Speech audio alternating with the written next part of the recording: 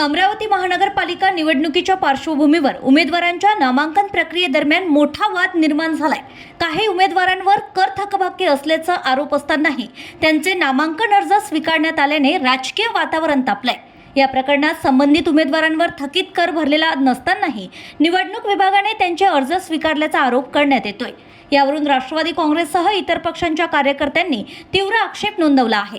या प्रकाराची गंभीर दखल घेत आमदार सुलभाताई खोडके स्वतः संबंधित कार्यकर्त्यांसह थेट निवडणूक कार्यालयात दाखल झाल्या। त्यांनी निवडणूक अधिकाऱ्यांची भेट घेत प्रकरणाबाबत जाब विचारला व नियमबाह्य पद्धतीने अर्ज स्वीकारण्यात आल्याचा मुद्दा ठामपणे मांडला।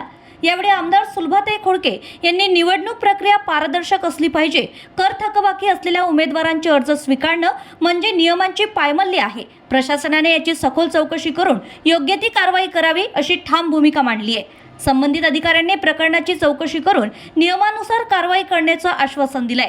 मात्र या प्रकारामुळे महानगरपालिका निवडणुकीच्या पार्श्वभूमीवर राजकीय वातावरण अधिकच तापलं असून पुढील काही तासात यावर मोठ्या घडामोडी घडण्याची शक्यता आहे।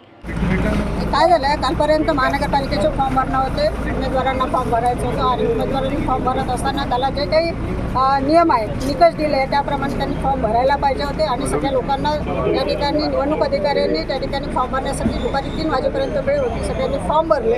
आज त्याची छाननी होती आणि छाननी करत असताना काही अशा त्या ठिकाणी फॉर्ममध्ये त्रुट्या अनुभवल्या की त्या ठिकाणी असताना त्याची आज सुनावणी होती। त्याच्यामध्ये ठाकरेंचा फॉर्म भरला गेला पण त्याने एक फॉर्म लावलाच नव्हता, त्यांनी नंतर लावला, कसा लावला हे माहीत नाही आहे। मी तर म्हणतो त्या अधिकाऱ्यांनी अशा पद्धतीनं असं जर दुसऱ्या दिवशी जर फॉर्म लावत असेल खूप चुकीचं आहे, त्याच्यावर ऑब्जेक्शन घेतलं गेलं।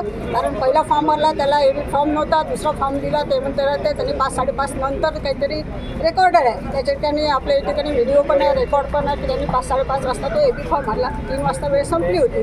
आज सुनावणीच्या वेळेस जेव्हा बघितलं तर त्यावेळेस पहिल्या फॉर्मला फॉर्म लागला होता, तो फॉर्म मान्यच होत नाही कारण फॉर्मला फॉर्मच नव्हता, त्याच्यामुळे ते ग्राह्य होत नाही। दुसरं एक सदारचं प्रकरण, त्या सदारच्यामध्ये सुद्धा या ठिकाणी प्रॉब्लेम आहे की त्यांनी टॅक्स भरला नाही। आणि तिसरं शादीचं प्रकरण आहे, त्या शादीने कारण महानगरपालिकेच्या निवडणुकीत जो उमेदवार असतो त्याला पूर्ण टॅक्स भरल्याशिवाय या ठिकाणी उभं राहता येत नाही। शादी यांनी 8 लाखाचा काहीतरी त्याच्या अंगावर टॅक्स आहे ते त्यांनी भरला नाही, त्याचा फॉर्म सुद्धा रिजेक्टच व्हायला पाहिजे, नियमाने व्हायला पाहिजे काम। याच्यासाठी त्या अधिकाऱ्यांना भेटायला आले की जिथे तुमच्याकडे तक्रारी आल्या त्या तक्रारीचं निवारण करा, त्या ठिकाणी तुम्ही त्यांची हे घ्या आणि त्या सुनावणी द्या आणि त्याच्यानंतर तुम्ही निकाल द्या, पण पॉझिटिव्ह निकाल द्या। त्या ठिकाणी जे असेल तेच करायला पाहिजे, आम्ही ते चुकीचं सांगायला आलं नाही आहे। पण जे नाही आहे त्या ठिकाणी रेकॉर्ड आहे, त्या ठिकाणी पेपर दिसत आहे त्याप्रमाणे निर्णय घ्या आणि सांगण्यासाठी मी अधिकाऱ्यांना भेटा।